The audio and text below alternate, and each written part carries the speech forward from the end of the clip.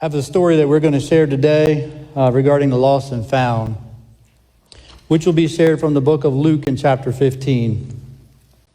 Now let me ask you, have you ever lost something before or been lost before? Man, that's nerve-wracking, isn't it? If you lose your keys, if you lose your wallet, if you lose your phone, you lose your mind. You will tear up your car, you will tear up your house, you will tear up everything to try to find it, won't you? Yeah. Made me think back to when I was about 10 years old, and I'd been arguing with my parents, and I don't even remember what it was about. Something silly, I'm sure. But I was so mad, I wanted to run away and never come back, and I said all this silly stuff, and run out the back door and slam the door. You know, that always get their attention. And then I get out there, I'm like, where am I going? Like, what am I going to do? And then I had this grand idea, like, it would be great if I could get up out of their sight. So I climbed up on the banister. I jumped and pulled myself up on the roof. I gingerly walked up there so they wouldn't hear me, and laid down beside the chimney. That way I could just cry and waddle in my self-pity. And after a period of time, I heard the door open. And so I went, okay, now what? And I see my parents coming out and start to look. I'm watching, and at this point when I see my father seeking me, I start to come to my senses. Like, I better get my butt down and get in that house and just take my whooping and be done with it.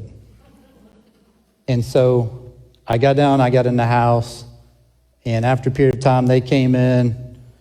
And you know what's weird is, and I remember all my whoopings because I've earned them all. And I didn't get one for that. I don't remember it. And I was trying to think, now why wouldn't they in that case? And I'm thinking it's probably because they were totally exhausted from all the silliness of looking for me and that whole process. Or I don't know, maybe they thought if they whip me again, I'll leave for good this time. But I'm thinking it's probably God intervened, because I'm thinking God went, oh, I can't let them whoop them like that. And he stepped in, is what I'm thinking. So maybe I'm wrong, and I'll never know the answer to that. But I was happy I missed that one. I don't know why they let me off the hook, but I'm grateful for it. But there's a story today about it that's going to be told by the greatest storyteller of them all, Jesus. And Jesus taught in parables. You see, he gives a beautiful picture of the lost and found. And while our focus is going to be on a prodigal son or lost son, we must know the audience to understand the story. So let's take a look at Luke 15, verses 1 and 2. Now the tax collectors and sinners were all gathering around to hear Jesus. Now, this is your first group. Now, what you have to understand about this group is tax collectors are not very well thought of. They are Jews that have connected with the Romans, and they're all in this for the money. And they can collect as much money as they want as long as the Romans get their share. So that's not very highly thought about. And then the sinners, you think about whoever fits that. They're the worst of the worst. So you have the muggers, you have the drug dealers, and whoever else you want to plug in there. Let's look at verse 2. Who's the other participant in this audience? And it says, they were the Pharisees and teachers of the law, and they muttered, because this man welcomes sinners and eats with them? Now, they're considered the religious elites. We'll say religious elites because at the time, they were the ones that kind of set the law, and they determined who was righteous and unrighteous. And they passed the judgment to other people based on their actions. They are not happy with Jesus at all with the fact that he is willing to talk and entertain this first group or outcast or the unrighteous. So what does Jesus do? He shares a parable about the lost sheep and how he leaves the 99 and goes and searches for the one until he finds it. Then he goes on to the second parable about a woman who had 10 coins, and if she loses one of those 10 coins, she turns her house upside down, searching for that one she lost. Jesus takes these two parables and then dives into a third. Let's look at Luke 15, verses 11 and 12. Jesus continued, "There was a man who had 2 sons. The younger one said to the father, 'Father, give me my share of the estate.'" Now, let's stop there. Does that seem a little bratty to you? Who's going to ask their father while they're still alive for a piece or part of their inheritance? That's not normal to do that. You know anyone like that? They want what they can get from you, but they have nothing to do with you. That's not a way to live your life. It's just not right. So what happens here? The younger son asks for his share of inheritance. The father divides it between them. And if you don't know the story, here's a condensed version for you. The younger son takes the inheritance, goes off to a distant country. He wastes it all in wild living. He spends it all. He has nothing left to his name. He reaches such a low point, and Jesus says he ends up feeding the pigs. Now, to a Jewish boy, a pig is an unclean animal. It's the lowest of lows. In fact, Jesus said it was so low that he desired to be fed himself with the scraps that he has been feeding the pigs. At this point, he's hit rock bottom. Now, rock bottom's never a fun place to be. I don't know if you've been there, but if you have, it's not fun, is it? But it's often a necessary place to be. See, hitting rock bottom sometimes, when you look back and you think through what happened, it gives you a chance to reflect. It may take weeks, it may take months, it may take years. But when you look back, you realize it was during this time that your heart and your mind were open to God, and he was speaking to you. Let's dig into this a little more in Luke 15, verse 17, and explore how God seeks you. Yes, God seeks you. When he came to his senses, he said, "How many of my father's hired servants have food to spare? And here I am starving to death." Now, this is when it struck him in the stomach. You know, when you're hungry and you're starving. But it takes me back to the beginning, when he came to his senses. So it tells me a little more than he's just hungry and starving. It tells me it's now hit him in the heart and mind as well. Ever have a moment like that? A moment when you say, life isn't supposed to be like this. My job isn't supposed to be like this. My finances aren't supposed to be like this. My relationships aren't supposed to be like this. What am I thinking? What am I doing? You ever feel that? Looking back, I've had my fair share of those moments when I've come to my senses. And it says, when he came to his senses, you know, it was during that rock bottom moment that he became aware of his father's house and his father's heart. It was at this moment he had a total awareness of his father. And this is where many of you may be right now. You can't shake the heart of God. God's constantly pursuing you. And he's after you, and he's after your heart. I shared how Jesus builds on the first two parables. Remember the lost sheep? Look at verse 4. Does he not leave the 99 in the open country and go after the lost sheep until he finds it? Now look with me at verse 8. This is the second parable. Does she not light a lamp, sweep the house, and search carefully until she finds it? You see what Jesus is doing with these three parables. He's building this idea that God is a father who's not mad at you, but he's mad about you. He is relentlessly seeking you. He has a heart that desires a relationship with you. Jesus took the religious world of this day and turned it upside down, showing who God truly was. So when you ask yourselves, what is he trying to tell me here? God seeks you. He's seeking you. You may be trying to run. You may be trying to hide. My friends, you're not going to get away. I want you to think back over this last year. Have you had moments where you prayed with someone or someone said prayer with you? Maybe you heard some stories of how God had worked his amazing grace with others, shared his love. That's not by coincidence. That is how he's seeking and connecting with you and trying to have a relationship with you. God reaches for you. God reaches for you. There's a story about a man who visited a woman he knew to be in great financial need. He visited with a generous gift to help her with her expenses. He knocked on the door. She heard the knock, panicked, and did not know who it was. So she hid and would not answer.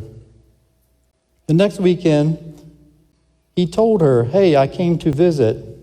She said, "Oh, I heard you knock, but I didn't realize it was you. I thought it was my landlord coming to collect the rent that I could not pay." Now let that sink in for a moment. That man came desiring to give her and her need, but she mistook him for someone else coming to take away from her. And often we do the same with God. We mistake in looking for something that he's going to take away from us when he's the giver of all gifts to us. So what does it look like to respond to the Father whose grace is pursuing you? Look with me at verse 18 through 20. Now the son, he's come to his senses, so now he's rehearsing. What is he going to say to his father? "I will set out and go back to my father, as I've sinned against heaven and you." Now what's really cool here is, remember Jesus is teaching his audience, and this connects with the Pharisees, because they would recognize the same speech, because they had heard it from Pharaoh when he was trying to have Moses lift the plagues back in Exodus chapter 10, verse 16. The difference being Pharaoh had no remorse. Now, he was doing the typical lip service. Simply put, it's easy to be humble when you're at the mercy of someone else. In many cases, it's much like you and I. When we're trying to rehearse and practice and say and do all the right things to completely save ourselves on our own. But this son here is repenting and confessing. He said, "You see, I'm a sinner, and I choose to turn from the distant country. I choose to turn from the path I went down. I choose to turn from my way." Listen, it's vertical and it's horizontal. You see, he said he sinned against heaven and against you. Don't believe your sin only impacts you. Your sin impacts others. Don't fool yourself. Yes, your confession and repentance must start with the Heavenly Father first. But your sin starts to seep out and leak out.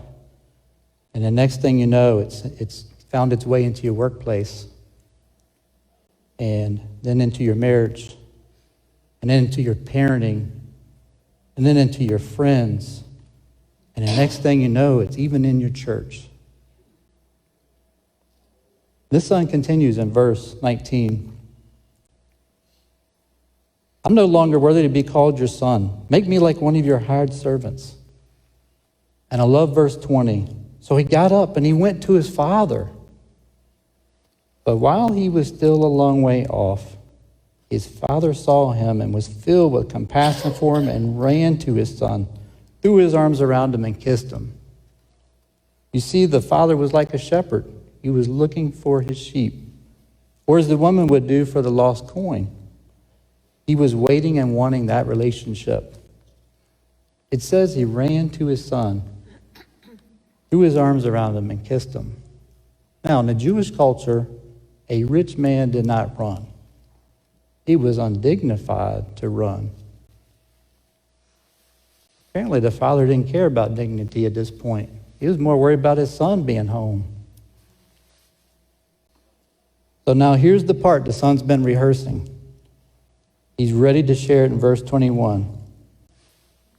The son said to him, "Father, I've sinned against heaven and against you. I'm no longer worthy to be called your son." The father interrupts him. He won't let him finish. You see, the father's too excited. He couldn't wait.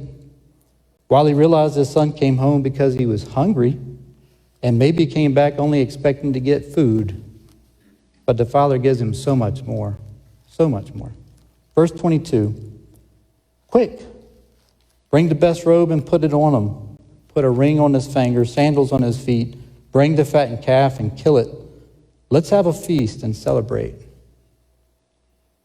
For the son was dead and is alive again. He was lost and is found." So they began to celebrate. So now we have the whole story, right? What a happy ending. What a great service today. Oh, wait a minute. There's the other son. That's right, there were two sons. Let's take a look at chapter 15, verses 25 through 30. Meanwhile, everybody say meanwhile. Meanwhile. Meaning there's a celebration going on, and meanwhile, back on the ranch, the older son's in the field. And when he came near the house, he heard music and dancing. Oh boy. So he called one of his servants and asked him, "What is going on?" "Has your brothers come home?" he replied. "Your father's killed a fattened calf because he has him back safe and sound." The older brother got angry and refused to go in. So the father went out and pleaded with him.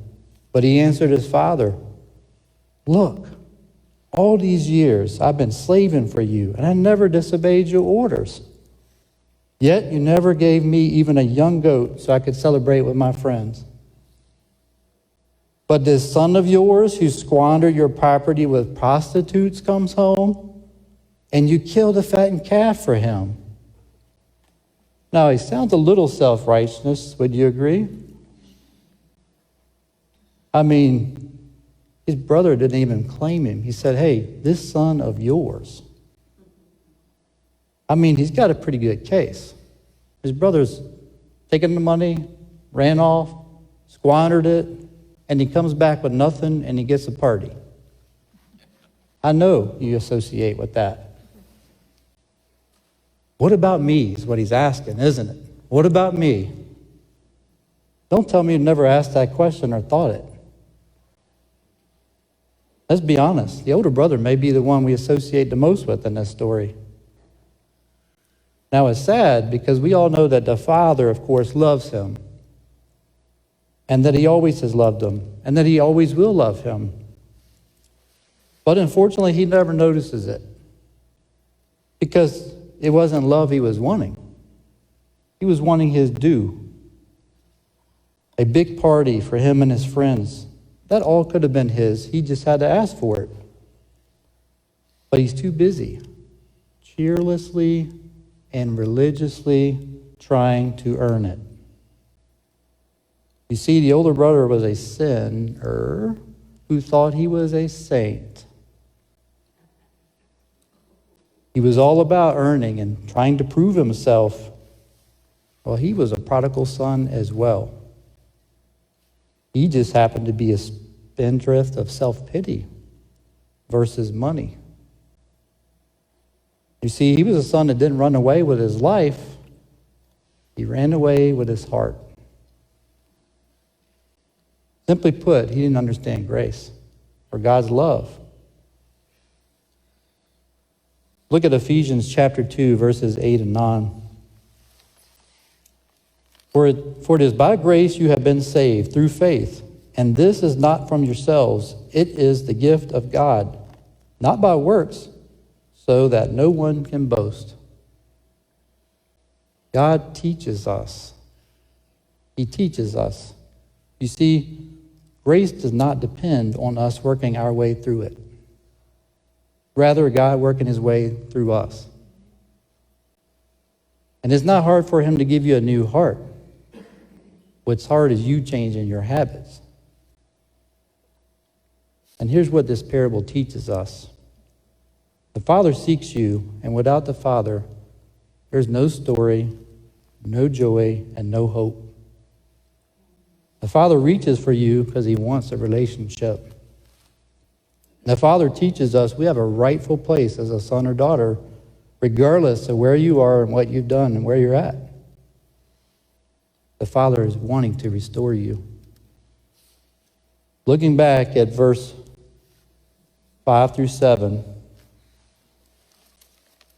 and when he finds it, that lost sheep, he joyfully puts it on his shoulders and goes home. Then he calls his friends and neighbors together and says, "Rejoice with me, I found my lost sheep. I tell you the same way, there will be more rejoicing in heaven over one sinner who repents than over the 99 righteous persons who do not need to repent." This is the Father's loving heart. What about the woman and the lost coin? Verses 9 and 10. It ends the same way.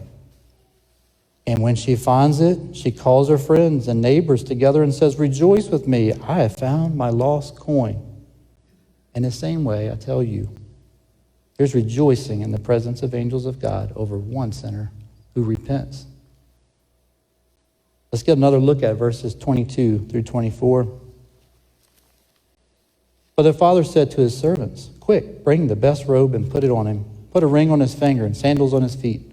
Bring the fattened calf and kill it. Let's have a feast and celebrate, for this son of mine was dead, is alive again. He was lost and he's found." You know, that robe represents royalty. Royalty. He wanted him to know, you're not a servant. You are my son. And he says, "Look, I'm a God willing to spend everything I have for you to come to your senses." And when one sinner repents and comes to the Father, there's rejoicing in the presence of the angels of God. You see, when you understand the heart of God and you understand that he's seeking you because he desires a relationship with you, when you realize you have a rightful place, and that your Father is wanting to run to you, restore you, rejoice over you, man, you become passionate. You want everybody to know about Christ. Maybe you're here today. Maybe you're here today, and you don't know God. Or how about this? Maybe you're here today and you've gone to church your entire life, but you're like the older son. You have a bitter and angry heart, and you've lost your passion and your relationship with him. While we can't make this decision for you, maybe God got a hold of your heart today. And it's time for you to return and run to the Father. And as we close today, as they sing this song, "Run to the Father," I just want you to listen to the lyrics as you sing. Let them sink into your heart. Maybe today you'll choose to run to the Father and fall into his grace. We can end today like we started. We can end today celebrating. The Father is waiting to welcome you with open arms. There will be rejoicing in heaven. If you make this decision today, do not log off from us or leave this building without talking to me, one of the ministers, or Aaron. Now is your time to run to the Father.